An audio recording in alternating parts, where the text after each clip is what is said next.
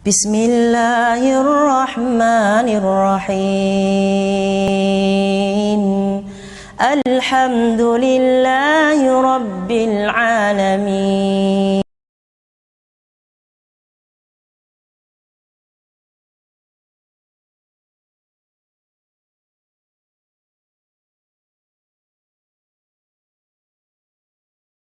Tak malu juga dalam situasi seperti ini. Sahabat Abdullah bin Abi Ummi Maktum dengan segala kemuliaannya yang dimuliakan oleh Allah hingga menurunkan surat Abasa itu, ya, beliau pandangannya ditutup oleh Allah Subhanahu wa taala dari maksiat sehingga tidak bisa melihat maksiat dengan matanya seumur hidupnya, dan ini tanda kemuliaan dari Allah Subhanahu wa taala. Kemudian di usianya yang sepuh pun Masya Allah masih tergerak untuk bisa memaksimalkan ibadah dan menyadari bahwa ada sisa hidup yang harus dimanfaatkan. Itu cara berpikir sahabat. Jadi sebetulnya begini, kalau kita merasa yang dulu itu pernah banyak yang sia-sia, maka sisanya jangan dibiarkan begitu saja.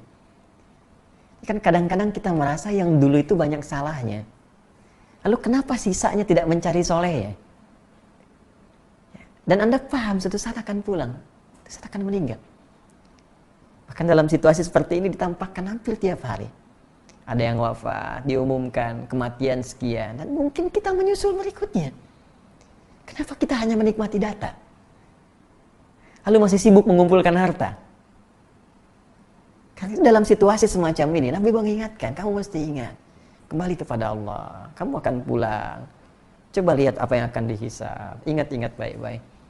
Itu yang dibawa dalam pemikiran para sahabat, sehingga dalam situasi itu Abdullah bin Abi Ummi Maktum berusaha meningkatkan amalnya kepada Allah Subhanahu wa taala, sehingga beliau dikenal sebagai ahli masjid.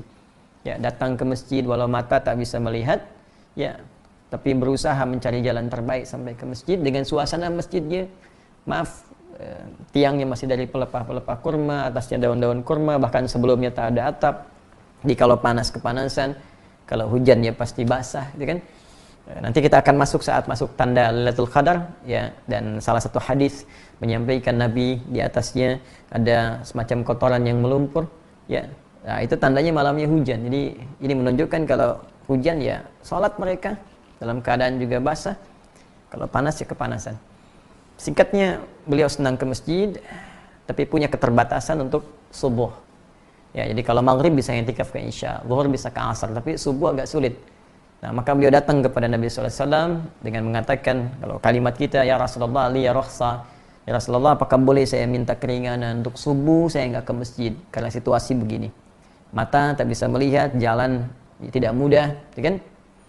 Apa jawab Nabi? Nabi tidak langsung mengiyakan, tidak juga menolak.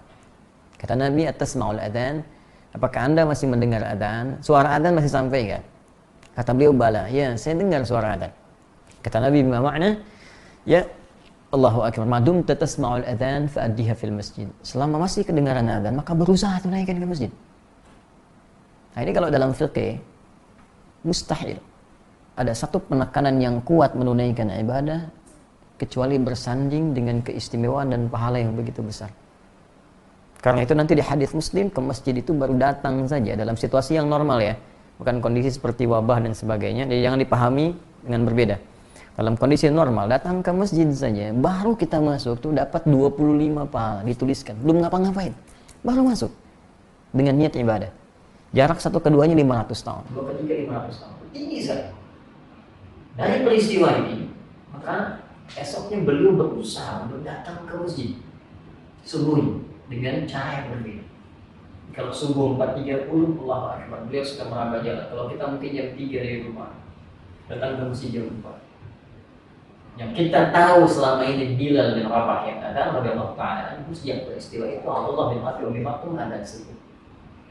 Itu yang menjadikan Nabi menetapkan adzan 2 kali.